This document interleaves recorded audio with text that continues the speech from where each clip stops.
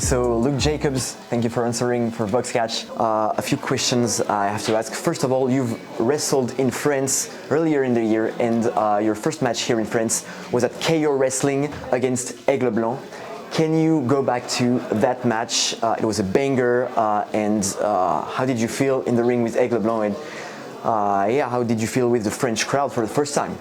It was definitely, a good way to start my, wrestling in France for me. And that was just, one of them shows, one of them matches when the time was right, the opponent was right. And, he's an amazing wrestler, and, fair play to him and credit to him for being where he is now. Whether we can call him Aigle Blanc anymore, I don't know. We'll see. But, I just heard about the French crowds all the time. For a lot of guys who work in the UK, they come to France a lot. I know the French crowds are the best in the world at the minute. That is the common thing I always hear. So, to come over there and have fans react to, my work like that, it does mean a lot. And it's nice when you feel like when fans pay money to see you, that, you feel like they're getting their money's worth. And it helps when you're really good at your job like me. So, you know what I mean? Talking about where Aigle Blanc is now, my next question is, do you think a lot about the US, an American promotion? Do you feel like it's your way to go to America sometime and maybe sign in a bigger promotion? I mean, RevPro is a huge promotion. Maybe it's the biggest promotion in Europe right now. But do you think about that, or are you only concerned right now about the UK circuit and RevPro? I think I'm just, I don't put a lot of pressure on going to a specific place or doing a certain thing. I'm very much happy doing what I'm doing. Be able to live in Manchester, which is where I'm from, and it's the greatest city on earth, and it means I don't have to move anywhere. I'm perfectly fine with that.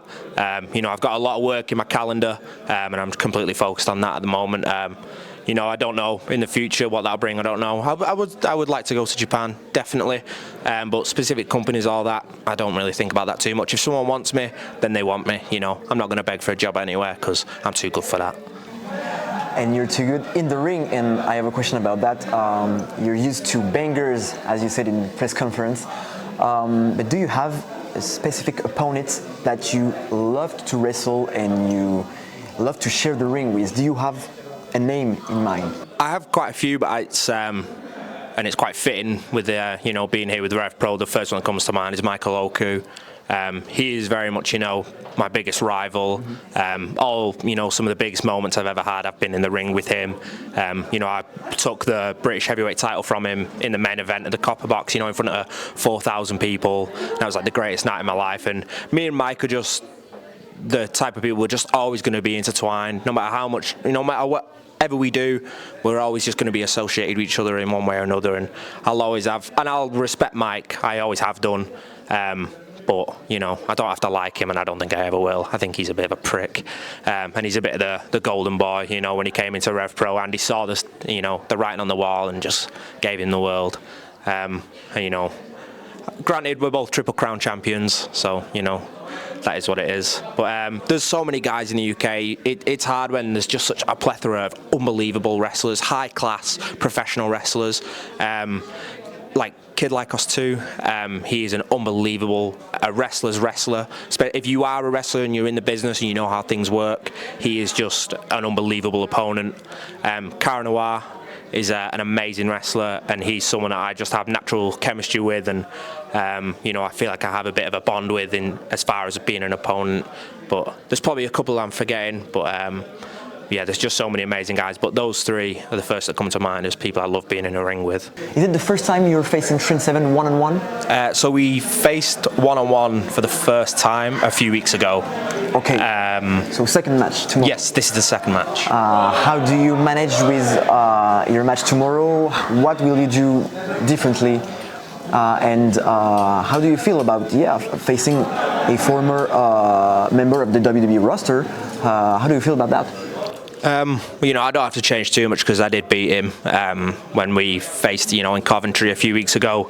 But Trent, is a legend in the UK, and he's someone that I look up to in a way because he just adores pro wrestling.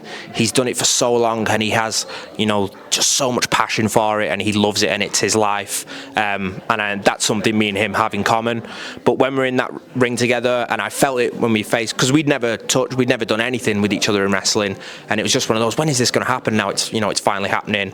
When I was in the ring with him and we just, you know, we came together in the ring, I just felt it straight away. So I can imagine, you know, after a few more matches, you know, because it'll only be 2 matches after tomorrow, but a few more matches down the line, he'll definitely be someone, you know, if you ask me, who do I love being in a ring with, I can imagine he's going to be one of them. Yeah, okay. Thank you for your answers. Thank you very much, and good luck for your match tomorrow. Thank you very much. Thank you.